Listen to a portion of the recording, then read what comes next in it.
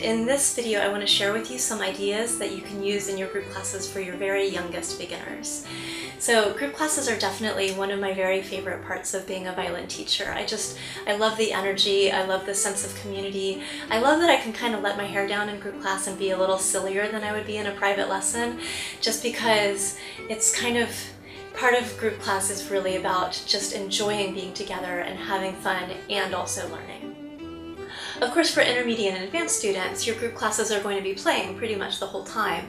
But for the beginning students, it's a little tricky because maybe one student is able to play Twinkle all the way through and another student is still working on kind of very basic posture and bow hold kinds of issues. So the range of levels in that first class is pretty huge, and to try to do some kind of playing activities is not going to work. And even to do some kind of pre-playing activities, the students may be at even very different levels for the pre-playing activities. So what I do is I take it completely into a whole other domain.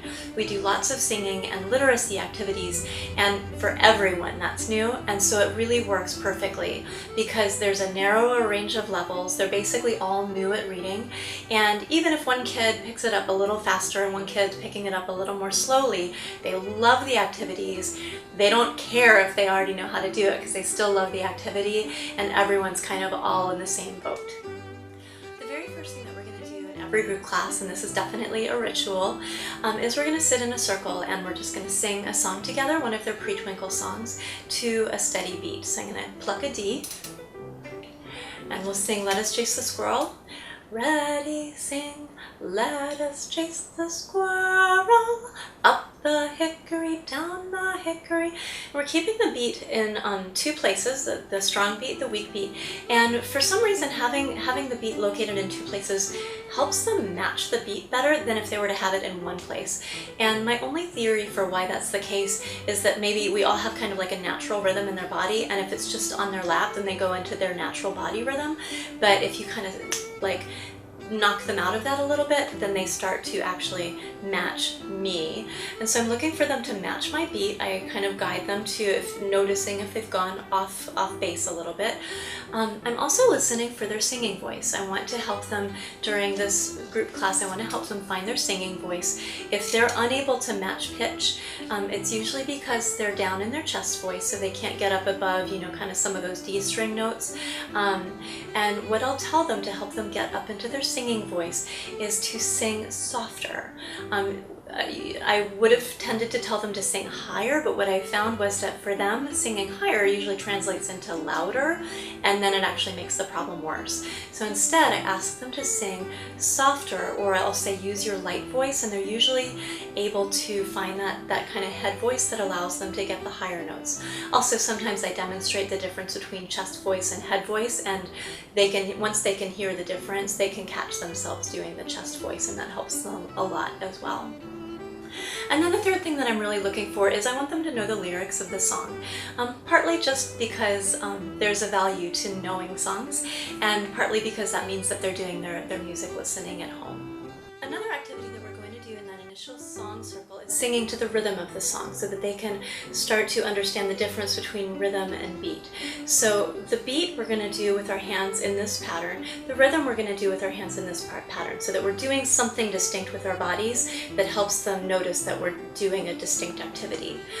So for example, on Let Us Chase the Squirrel, we would sing, ready, sing, let us chase the squirrel, up the hickory, down the hickory, and we will talk about the fact that the beat never changes and that this sometimes goes fast and slow. One of the ways that you can help them notice that this is changing is you can have them sing the song in their mind and just do the beat, and then without the distraction of hearing the pitch of the song, they can hear that tapping go faster and slower, and they start to kind of get the picture of what rhythm is once it's been separated out from the song that it was embedded in.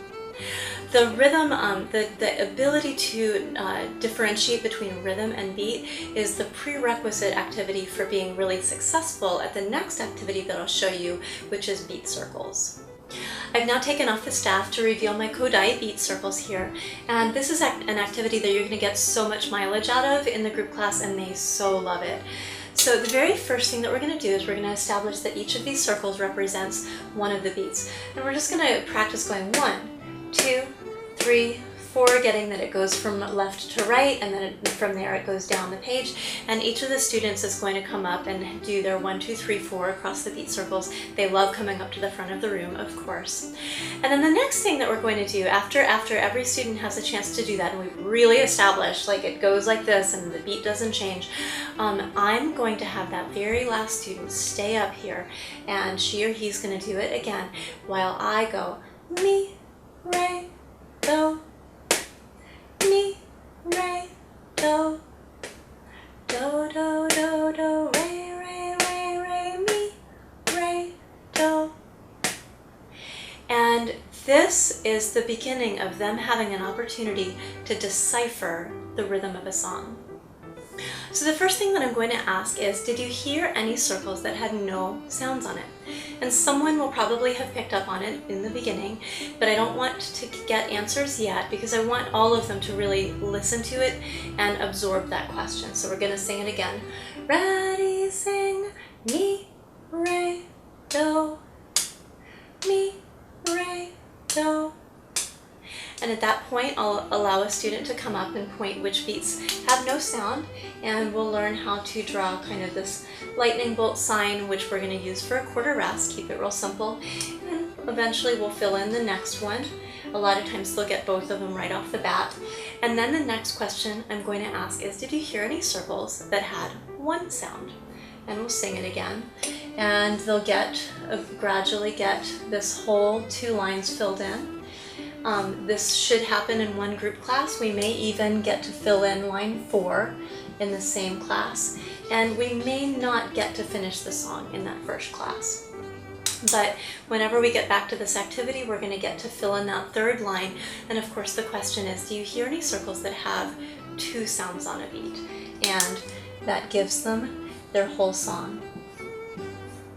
And I'm using just 1 stick for 1 sound on a beat, and then 2 sticks for 2 sounds on a beat. So the important part of this activity is we really want to find out what they're hearing. So I'm never going to give them the answer, and I'm not going to tell them if their answer is wrong, although we will sing it until they pick up on the fact that there's an error. That might not happen in a single class. If they have an error on line 1 and they never notice it, and we've sung it a couple times, I'm gonna wait and I'm just gonna, let them continue experiencing music. We'll come back to it in a later class, and eventually they're gonna pick up on, oh, wait a second, there's not 2 sounds on that beat or whatever. But the important thing is I really do want to know what they're perceiving, and if they're not perceiving it, then me giving them the answer doesn't serve them. Once they've completed the whole song, then one of the children gets to come up and connect the 8th notes together. They're best friends, they go everywhere together, and they like to hold hands. These beat circles are wonderful. Your students will never get tired of doing this activity. There's a puzzle aspect which is really fascinating for them. Now, the level of rhythmic complexity of the Pre-Twinkle songs is not necessarily correlating with how easy it is to play the songs. So before you do this activity, you just want to check and make sure what rhythmic values you have in the song and that you've actually introduced that rhythmic value. I'm very influenced by John Feyerabend's idea of conversational solfege. I do that a lot in rhythm. I'm just gonna say some rhythm language and have them echo it back to me. So for example, ta, ta-di, taka-di-mi, ta, and they'll echo, taka-di-mi, taka-di-mi, taka-di-mi, ta. I'm always doing it in a very conversational kind of dynamic way, so there's a musical quality even to the rhythms themselves. So they're starting to associate those words with the rhythms, and then we'll introduce the notation of that, and then I'm just going to do some flashcards in group, and we'll do some mix and match rhythms that I'll talk about a little bit later in the video. So we've been talking for a while about rhythm and beat, so we want to go ahead and do a pitch class, and that is kind of how it works in group. I find that I typically don't have time to really do both in the same class, so I'll do a couple of classes that are more beat and rhythm, and then a class that's more pitch based. So the first thing that we're going to help them understand is that the notes go from line to space to line to space, and we'll say that out loud together, kind of recite it, and then I'll have a student come up and put the notes on the line and the space and the line like that.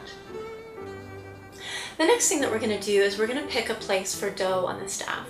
I like to use the bottom line just because visually that's a really clear demarcation. Most of the notes are up above do. We haven't talked about notes below do yet. So I'm going to take my do bird and I'm going to put him in his tree on the left side. Now the next thing that we want to establish is that time goes from left to right and pitch goes up and down, because otherwise they're going to go mi, re, do, or do, do, re, re, mi, so, and put all the notes on top of each other. And the easiest way to signal to them that time is going from left to right is on the same note, because it can't go on top of itself. So I'm going to sing do, do, do, and have them put their do's on the board.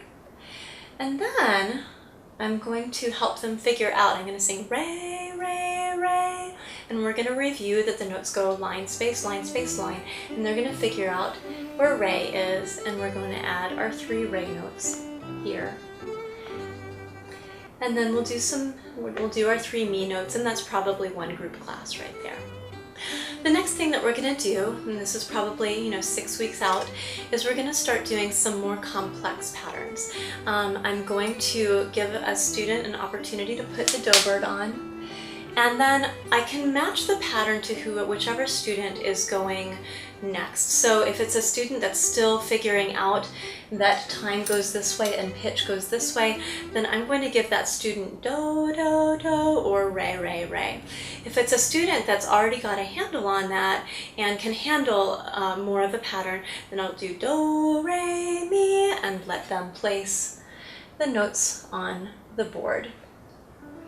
And sometimes if a student misses the note, I'll have the other students try to figure out what went wrong, and we'll have a dialogue about, the notes go line, space, or whatever it is. Sometimes you can also, if they make a mistake, you can sing the thing that they wrote, and that helps them figure out what the error was and how to correct it. Composition activities are also really great because the students are intrinsically motivated to perform and figure out something that they themselves have had a hand in.